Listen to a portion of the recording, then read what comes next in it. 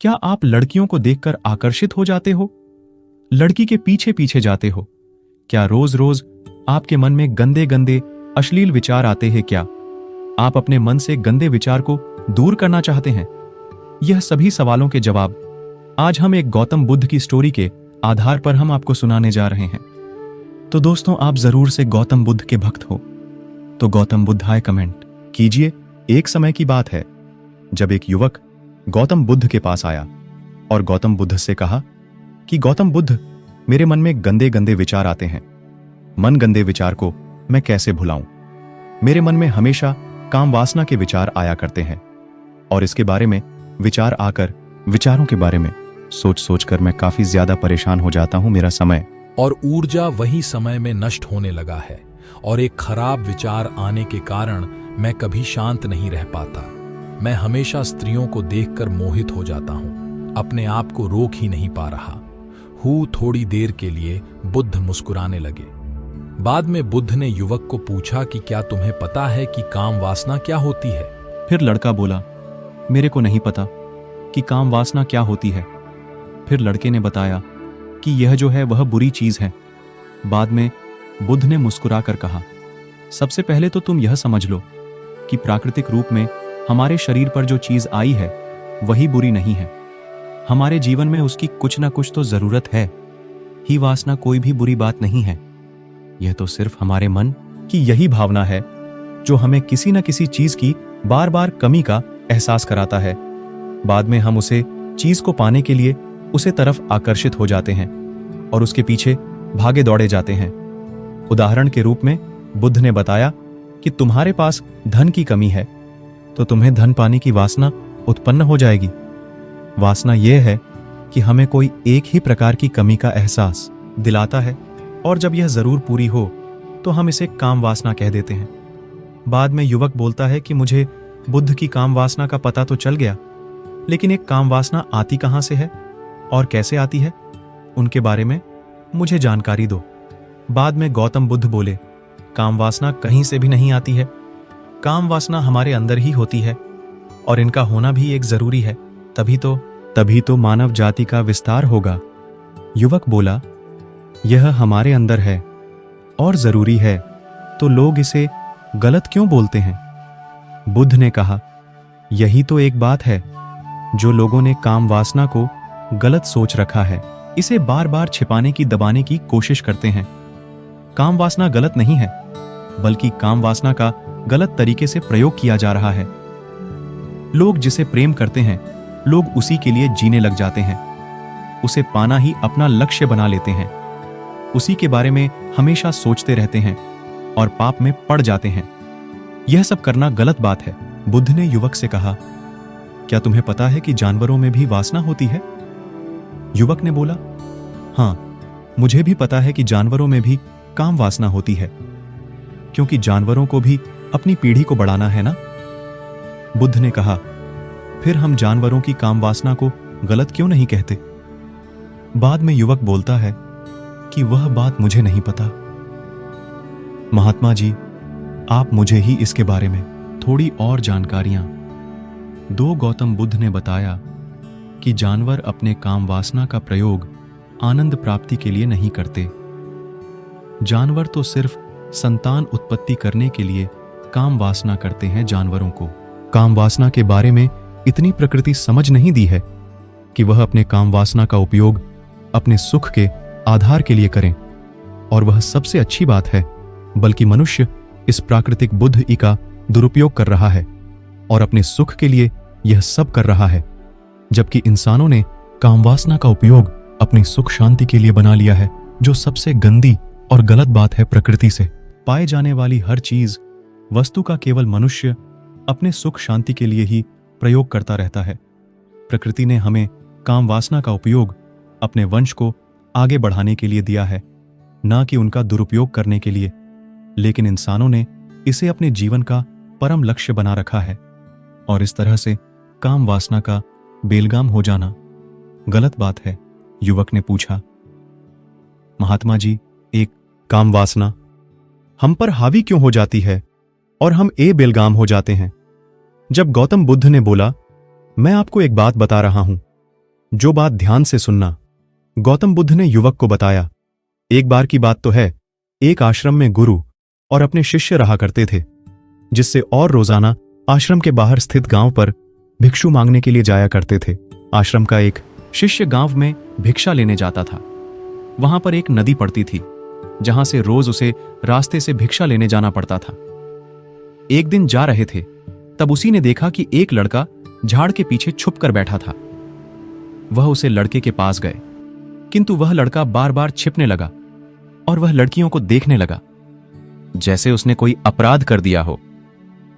उसने जाकर बोला, भाई तुम इस पेड़ के पीछे छुपकर क्या देख रहे हो? वह बोले, अरे तुम्हें नहीं दिख रहा है कि मैं क्या देख रहा हूं? तब शिष्य ने वहां नदी किनारे देखा तो वहां कुछ लड़कियां पानी भरकर जा रही थीं। वह लड़कियां करीब 14-15 साल की होगी। तब शिष्य ने वह लड़के से कहा, अरे भाई, वहां पर लड़कियां पानी भरकर घर जा रही हैं, इसे छिपकर क्या देखने वाली बात है? का और लड़का शिष्य की तरफ देखकर बोलता है कि पागल, तुम्हें दिखाई नहीं दे रहा?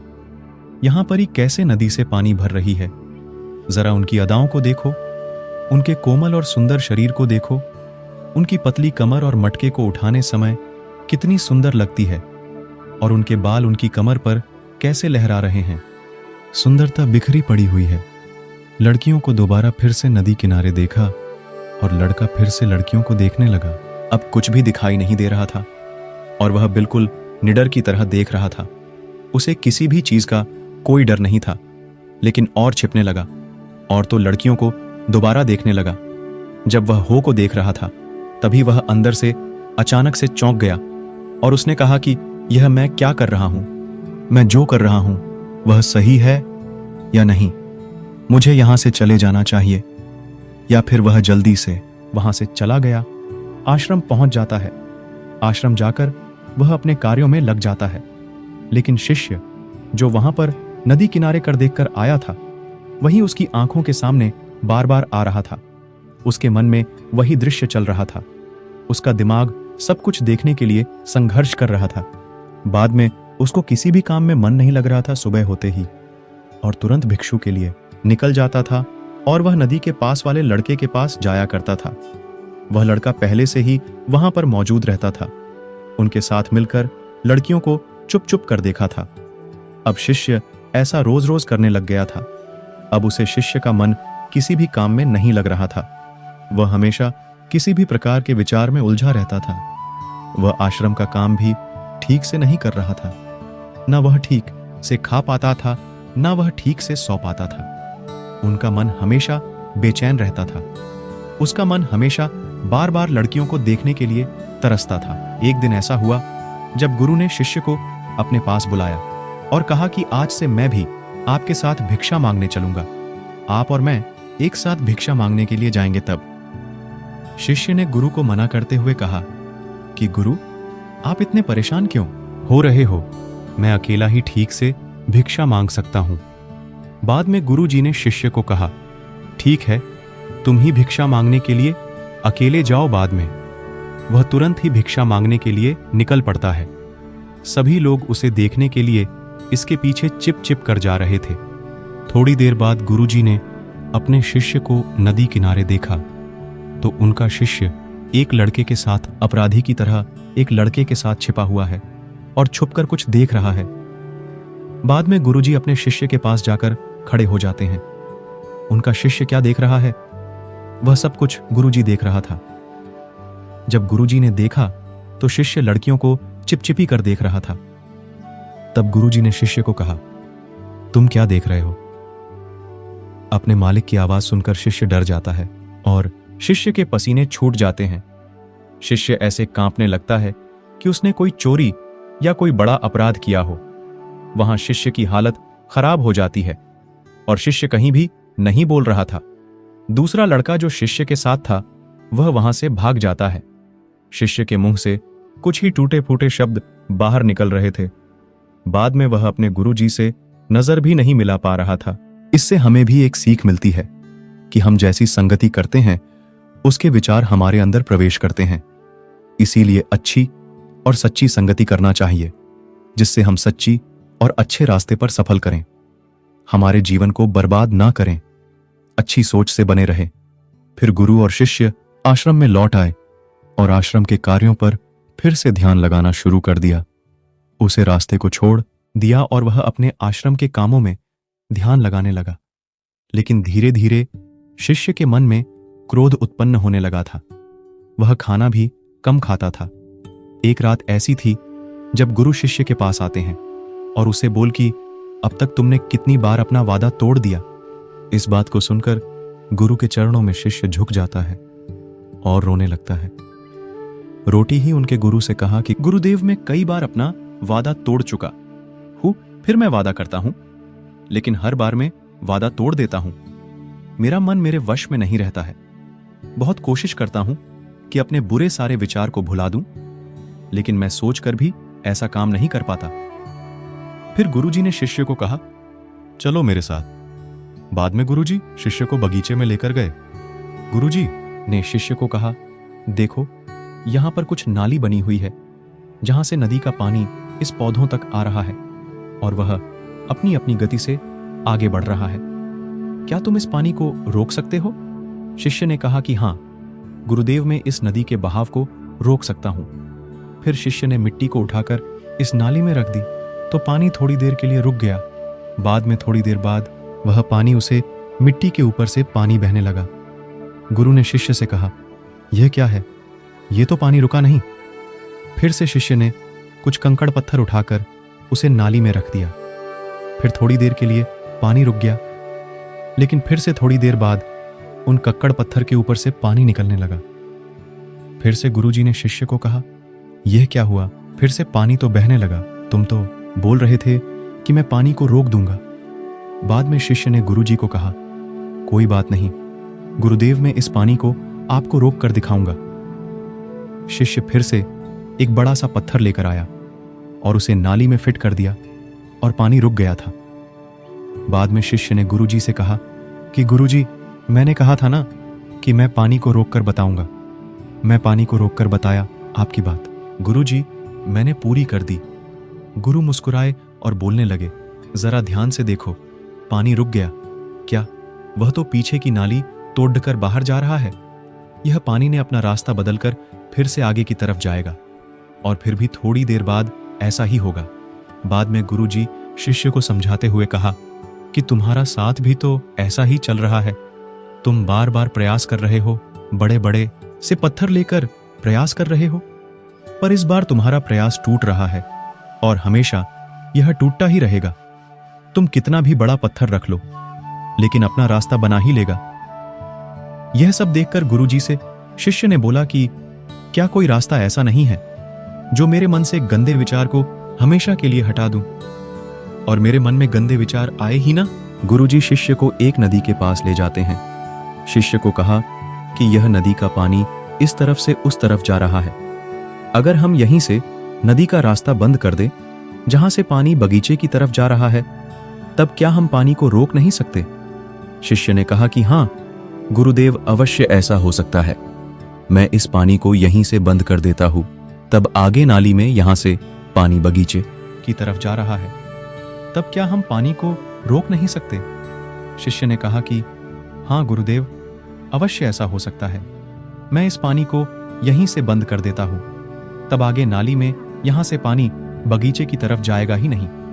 फिर शिष्य नदी तरफ से जाने वाले पानी को बहुत मेहनत करके पत्थर और मिट्टी डालकर रास्ते को बंद कर देता है। गुरुदेव, मैंने पानी को बंद कर दिया, अब यहां पानी बगीचे की तरफ जाएगा ही नहीं। तब गुरुजी ने शिष्य से कहा, जब पानी बगीचे की तरफ जाएगा ही नहीं तो पेड़ पौधों को पानी कैसे मिलेगा? पेड़ पौधों को पानी की आवश्यकता है। वहां पर कुछ पेड़ पौधे वैसे हैं जिनको रोज रोज पानी की जरूरत पड़ती है। पानी के बिना वह जिंदा नहीं रह सकते। पानी तो हमें खोलना ही होगा।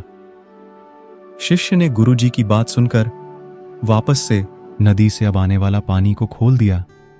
तब गुरुजी को प्रश्न किया कि हम यह नदी से आने वाला सभी अपनी बगीचा की तरफ मोड़ दें तो क्या होगा गुरुजी? वहां पर जितने पेड़ पौधे हैं वह गल से नष्ट हो जाएंगे, वहां पर कुछ भी नहीं बचेगा। फिर से गुरुजी मुस्कुराए और बोले, तुम इस बात को समझो कि हमें किसी भी चीज को रोकना नहीं है। बस हमें हमेशा संतुलन ही बनाए रखना है। कम पानी से भी पौधे नष्ट हो जाते हैं और ज्यादा पानी से भी पौधे नष्ट हो जाते हैं। इस उदाहरण के आधार पर गुरुजी शिक्षक को ये समझाना चाहते हैं कि हमारा जीवन एक संतुलन से ही चलता है। बाद में गुरुजी ने शिष्यों से कहा कि तुम आम के बारे में नहीं सोचो, तो सबसे पहले आपके मन में कौन सा चित्र आएगा? शिष्य ने कहा कि गुरुदेव, मेरे मन में तो पहला चित्र आम का ही आएगा। गुरु ने शिष्य से कहा कि जब हम अपने गंदे विचार को जबरदस्ती रोकने का प्रयास करते हैं तो वह और मजबूती के साथ हमारे अंदर प्रवेश कर लेते हैं। इसीलिए हमें उनका कभी भी दबाने की कोशिश नहीं करनी चाहिए। तब गुरु शिष्य के पास गए और बोले कि बुरे लोगों की संगति के कारण ही हमारे अंदर गंदे विचार आते हैं, लेकिन कुछ नदी से अब आने वाला पानी को खोल दिया। तब गुरुजी को प्रश्न किया कि हम यह नदी से आने वाला सभी अपनी बगीचा की तरफ मोड़ दें तो क्या होगा गुरुजी? वहां पर जितने पेड़ पौधे हैं वह गल से नष्ट हो जाएंगे, वहां पर कुछ भी नहीं बचेगा। फिर से गुरुजी मुस्कुराए और बोले, तुम इस बात को समझो कि हमें किसी भी चीज को रोकना नहीं है, बस हमें हमेशा संतुलन ही बनाए। पानी पड़ रही होती है, उसे लड़कियों के पास पानी मांगता है। एक लड़की ने उसे पानी पिलाया। उसे सन्यासी शिष्य के छुए शिष्य ने उसे आशीर्वाद दिया कि तुम्हारा कल्याण हो। शिष्य का मन सकारात्मक ऊर्जा से भर गया। उसने चेहरे पर मुस्कुराहट आ गई थी। आपको यह कहानी में से कौन सी सीख मिली? जरूर से कमेंट कीजिए। दोस्तों, इस कहानी के बारे में आप क्या कहना चाहेंगे? जरूर से दोस्तों, यह स्टोरी में से आपको क्या सीखने को मिला? जरूर से एक बार कमेंट में गौतम बुद्ध लिखना ना भूले और सच्चे और अच्छे दोस्त लिखना ना भूले। दोस्तों, आपको यह वीडियो पसंद आया है तो जरूर से वीडियो को लाइक कीजिए और रोजाना नया नया वीडियो देखने के लिए जरूर से चैनल को सब्सक्राइब करें।